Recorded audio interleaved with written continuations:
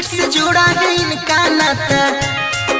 जिला समस्तीपुर है घर, ताजपुर गांव में करे बसर।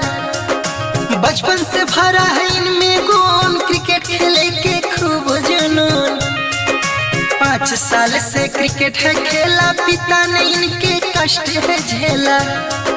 7 साल का हुआ ये जब पिता ने इनके सोचे तब, क्रिकेट एकेडमी में नाम लिखवाए, वैभव वहां तक पहुंचाए।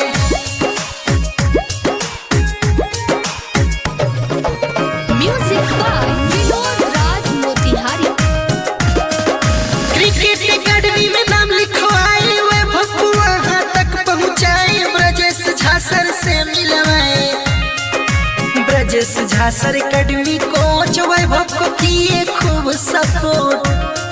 पटेल मैदान में क्रिकेट सीख बाल को करने लगाए हिट। 12 साल का हुआ ये जब क्रिकेट में डेब्यू किया था तब, रणजी ट्रॉफी में शतक लगाया, रिकॉर्ड अपने नाम बनाया।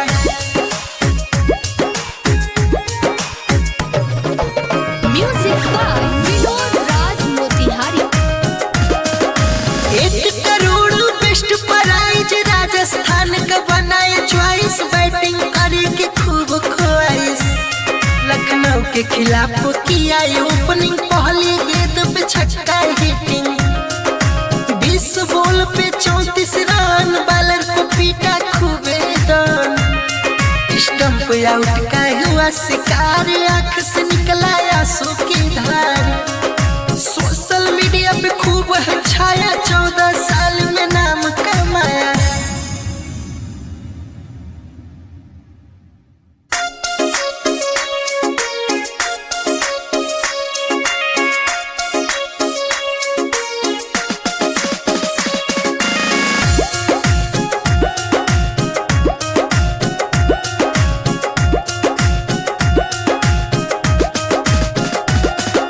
वैभव सूर्यवंशी की गाथा ध्यान से सुनिए, इनकी गाथा क्रिकेट से जुड़ा है इनका नाता। जिला समस्तीपुर है घर, ताजपुर गांव में करे बसर। बचपन से भरा है इनमें गुण, क्रिकेट खेले के खूब जुनून। 5 साल से क्रिकेट है खेला, पिता ने इनके कष्ट है झेला। 7 साल का हुआ ये जब पिता ने इनके सोचे तब, क्रिकेट एकेडमी में नाम लिखवाए, वैभव वहां तक पहुंचाए। Music by Vinod Raj Motihari. Cricket academy में नाम लिखवाए, वैभव वहां तक पहुंचाए। ब्रजेश झा सर से मिलवाए, ब्रजेश झा सर एकेडमी कोच वैभव को किए खूब सपोर्ट। पटेल मैदान में क्रिकेट सीख बाल को करने लगाए hit.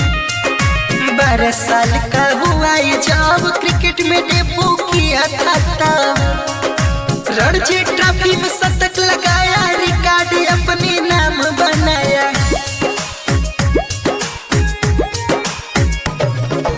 Music by Vinod Raj Motihari.